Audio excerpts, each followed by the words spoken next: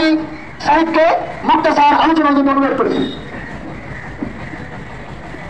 نحمده ونصلي على رسوله الكريم أما بعد أعوذ بالله من الشيطان الرجيم بسم الله الرحمن الرحيم جاء الحق وزهق الباطل إن الباطل كان زهوقا।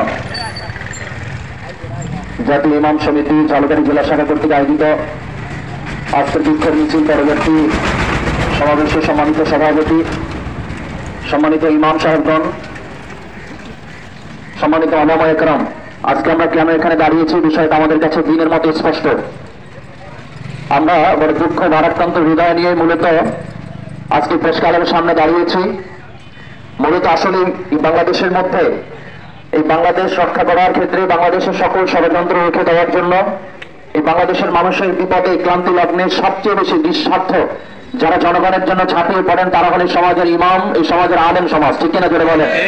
কিন্তু আমরা দেখেছি বিগত দিনেও ইমামের স্বাধীনতা নাই, মসজিদের স্বাধীনতা নাই, মাদ্রাসার মধ্যে স্বাধীনতা নাই, দিনের কথা বলার স্বাধীনতা নাই, এমনকি মসজিদে মেম্বারে ইমামের বক্তব্য চলা অবস্থায় তার উপর আক্রমণ হয়, এটা আমরা বাংলাদেশে দেখতে পেয়েছি। ইমামকে মসজিদের মধ্যে জবাই করা হয়েছে, এরকম ঘটনাও দেখতে পেয়েছি, কিন্তু আজ পর্যন্ত কোনো দৃষ্টান্তমূলক বিচার বাংলাদেশে আমরা দেখতে পাই নাই। এর মাধ্যমে আমরা বুঝতে পারি ওরা হয়তোবা আলেম সমাজকে, ইমাম সমাজকে হয়তোবা দুর্বল মনে করে, নচেত ওরা বোকা মনে করে। কিন্তু আমরা স্পষ্টভাবে বলতে চাই, নবগ্রাম ইউনিয়নে যে ঘটনা ঘটেছে, এই ঘটনার পিছনে যেই কালো শক্তি রয়েছে সেটা হলো দলীয় শক্তি।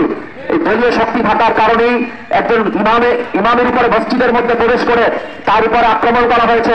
তিনি ইউনিয়ন বিএনপির সভাপতির দায়িত্বে রয়েছেন, আর তারা কথা বলতেছেন। আবার ইতিমধ্যে অনুভব করেছি তাদের দলীয় লোকরাই তাকে সাহস দিচ্ছেন, ভয় নাই, কোর্টে ওঠার আগেই তোমার মামলা জামিন হয়ে যাবে। আমরা স্পষ্টভাবে বলতে চাই, আমরা সবচেয়ে বেশি মহব্বত করি ইসলামকে, আমরা সবচেয়ে বেশি মহব্বত করি দ্বীন ও ইসলামকে। পাশাপাশি একজন আলেম, তিনি একজন নেতা, তিনি একজন সমাজের অভিভাবক, তিনি একজন রাসূলের ওয়ারিস। মসজিদের মধ্যে আল্লাহর ঘর যেখানে ইবাদতের জায়গা, সেই ইবাদতের জায়গায় প্রবেশ করে একজন ইমামের উপর আঘাত করা হয়েছে। এইটা যদি সাধারণ জিনিস মনে করেন তাহলে আমি তাদেরকে অসীম সংকেত জানিয়ে দিতে চাই, এই আন্দোলন শুধু ঝালকাঠি জেলায় থাকবে না, বরং আন্দোলন সব বাংলাদেশ ব্যাপী ছড়িয়ে পড়বে।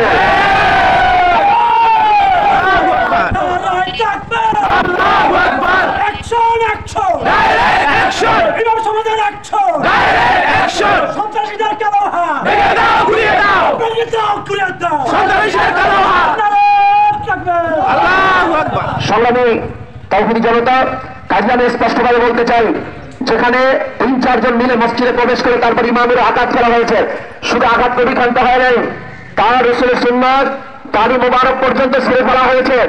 কাজী আমরা স্পষ্টভাবে বলবো, যদি এরকম ভাবে দলীয় সাপোর্ট দেখিয়ে তাকে বাঁচিয়ে নেওয়ার চেষ্টা করেন তাহলে আমরা মনে করবো আপনারা বাংলাদেশ ব্যাপী দলীয় দাবি এই ষড়যন্ত্র, আপনারা কেন্দ্রীয় দাবি এই ষড়যন্ত্র নোটিশ আপনারা দিয়েছেন বিদায় আজকে আপনারা এরকম কথা, এরকম কাজ করার সাহস পেয়েছেন। যদি দলীয় সার্কুলার না থাকে তাহলে এখন পর্যন্ত তাকে বহিষ্কার করা হয় নাই, এখন পর্যন্ত দলীয়ভাবে তার পক্ষ থেকে কোনো ব্যবস্থা নেওয়া হয় নাই। আমরা মনে করি এটা শুধু ওই তাপস একার দোষ নয়, বরং জেলা কমিটির দায়িত্বে যারা আছেন তাদের ইন্টারভিউ তারা এত বড় সাহস পেয়েছে।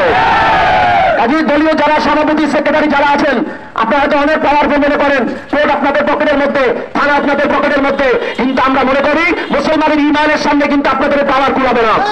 মুসলমান প্রত্যেকটা ইমাম যদি মসজিদ থেকে আওয়াজ শুরু করে দেয়, সকল ইমাম যদি ঐক্যবদ্ধ হয়ে এই জনগণকে মাঠে নেমে পড়ে, আগামী ভবিষ্যৎ আপনাদের মাঠ পর্যায়ে কেমন হবে সেটা আপনারা নিজেরা ঘুরে শেষ করতে পারবেন না। কাজে আমরা আজকের প্রোগ্রাম থেকে জানাতে চাই, অনেক বিলম্বে আমরা কোনো ভিন্ন ইস্যু দেখতে চাই না। রাসূলের সুন্নাত গাড়ি ফেরা হয়েছে, একজন ইমামকে ইবাদতকারীকে আঘাত করা হয়েছে, এই আইনের ভিত্তিতে তাকে অবশ্যই গ্রেফতার করে বিচারের কাঠগড়া আমরা দাঁড় করানো দেখতে চাই। পাশাপাশি আমরা ইমাম সাহেবদেরকে বলবো, আমরা বিগত দিনেও আমাদের কণ্ঠরুদ্ধ ছিল, মসজিদে আমরা কোরআনের হক কথাগুলো বলতে পারি নাই। আজও যদি কাউকে ভয় পেয়ে কোরআনের হক কথাগুলো বন্ধ করে দেই তাহলে হাসরের ময়দানে আল্লাহর আদালতে আসামি হতে হবে। এজন্য আসুন আমরা ইমাম সমিতির এই পক্ষ থেকে ঐক্যবদ্ধভাবে আমরা এখন থেকে দীর্ঘ আন্দোলন করে তুলব। কোরআনের হক কথাগুলো মসজিদের মেম্বার থেকে আমরা যখন বলা শুরু করবো, এদেশের তাওহীদি জনতা অবশ্যই ইনশাআল্লাহ ইসলামের পক্ষে আছেন, আমাদের পক্ষে থাকবেন। আল্লাহ তাআলা আজকের মেহনত, আজকের প্রোগ্রামকে কবুল করুক এবং অনতি বিলম্বে এই বিচারের একটি দৃষ্টান্ত আমরা যেন দেখতে পাই, আল্লাহ তাআলা সেই ব্যবস্থা করে দেন। এবং ঝালকাঠি জেলা ইমাম সমিতিকে ধন্যবাদ জানিয়ে শেষ করছি। আসসালামু আলাইকুম ওয়া রাহমাতুল্লাহি ওয়া বারাকাতুহু। ধন্যবাদ।